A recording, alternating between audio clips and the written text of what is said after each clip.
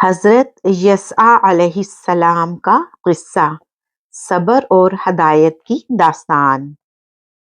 قرآن کریم میں اللہ سبحانہ و تعالی نے جن انبیاء کرام کے واقعات بیان فرمائے ہیں، ان میں سے ایک بلند پایہ نبی حضرت یسع علیہ السلام ہیں۔ آپ کا ذکر قرآن مجید میں 2 بار آیا ہے، ایک مرتبہ سورۃ الانعام میں اور دوسری بار سورہ صاد میں۔ آپ حضرت الیاس علیہ السلام کے بعد بنی اسرائیل کی ہدایت کے لیے مبعوث ہوئے۔ ابتدائی زندگی اور نبوت۔ حضرت یسع علیہ السلام حضرت الیاس علیہ السلام کے چچا زاد بھائی تھے۔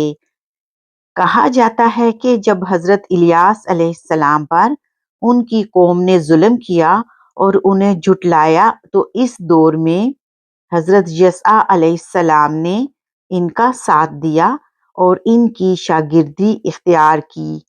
جب حضرت الیاس علیہ السلام کو آسمان پر اٹھا لیا گیا یا ان کا انتقال ہوا تو اللہ تعالیٰ نے حضرت یسع علیہ السلام کو نبوت سے نوازا۔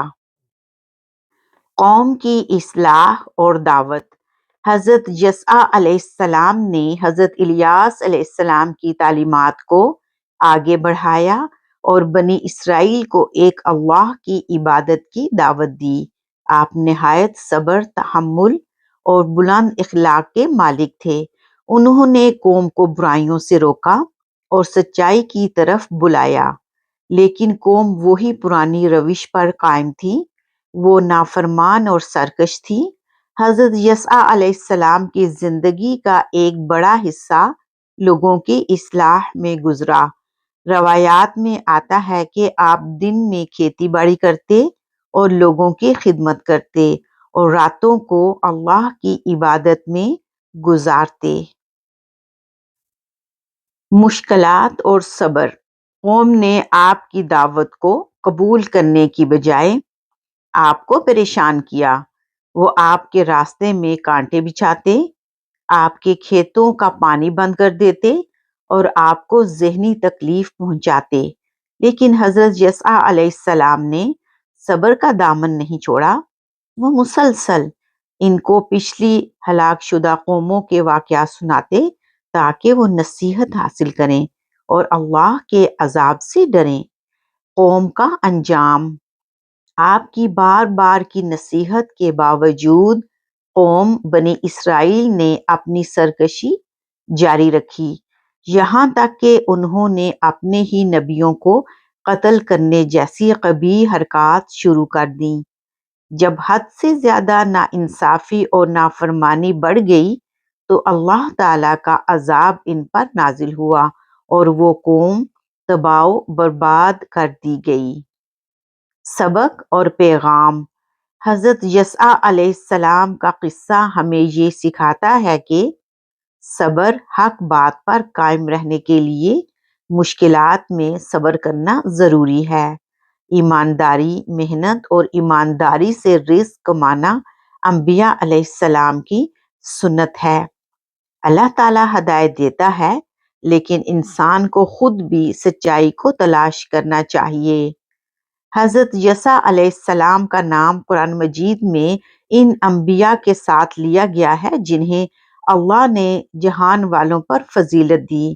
آپ کی زندگی ہمارے لیے مشعل راہ ہے کہ کتنی ہی مشکلات کیوں نہ آئیں، اللہ کی راہ میں نہیں ڈرنا چاہیے۔ اللہ تعالی ہمیں انبیاء کرام کے نقش قدم پر چلنے کی توفیق عطا فرمائے، آمین۔ سبق آموز کہانی، اصلی دولت اور سچا سکون۔ بہت پرانی بات ہے، کسی گاؤں میں ایک امیر آدمی رہتا تھا جس کا نام سیٹھ حشمت تھا۔ سیٹھ کے پاس بہت دولت تھی، بڑے مکانات، نوکر چاکر، زرعی زمینیں، لیکن وہ ہمیشہ پریشان اور ناخوش رہتا تھا۔ اسے لگتا تھا کہ دولت کے باوجود اس کی زندگی میں کوئی کمی ہے۔ وہ راتوں کو صحیح سے سو نہیں پاتا تھا اور ہر وقت مزید دولت کمانے کے چکر میں ٹینشن لیتا رہتا تھا۔ اس کے گھر کے پاس ہی ایک غریب مزدور رحیم رہتا تھا۔ رحیم سارا دن مزدوری کرتا اور شام کو جو کچھ ملتا اس سے اپنے بچوں کا پیٹ پالتا۔ رحیم کی آمدنی بہت کم تھی، لیکن وہ اس کے بچے اور وہ بہت خوش تھے۔ رات کو رحیم اور اس کے بچے ہنستے کھیلتے اور سکون کی نیند سوتے۔ سیٹھ حشمت اکثر رحیم کے گھر سے آنے والی ہنسی کی آوازیں سنتا اور حیران ہوتا، آخر اس غریب کے پاس کیا ہے جو میرے پاس نہیں، وہ سوچتا۔ ایک دن سیٹھ حشمت نے رحیم کو بلا کر کہا، رحیم، میں تمہاری خوشی سے بہت متاثر ہوں۔ تم دن بھر محنت کرتے ہو، پھر بھی اتنے پرسکون کیسے رہتے ہو؟ رحیم نے مسکرا کر جواب دیا، سیٹھ صاحب، میں نے کبھی کل کی فکر نہیں کی۔ میں آج میں جیتا ہوں، جو اللہ نے دیا ہے اس پر راضی ہوں اور محنت کرتا ہوں، یہی میرے سکون کا راز ہے۔ سیٹھ حشمت کو یقین نہیں آیا۔ اس نے سوچا کہ اسے بھی یہ طریقہ اپنانا چاہیے، لیکن دولت کا لالچ اسے بار بار پریشان کرتا تھا۔ اس نے رحیم کو آزمانے کا فیصلہ کیا۔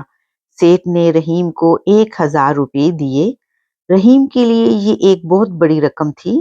اتنے پیسے اس نے کبھی ایک ساتھ نہیں دیکھے تھے۔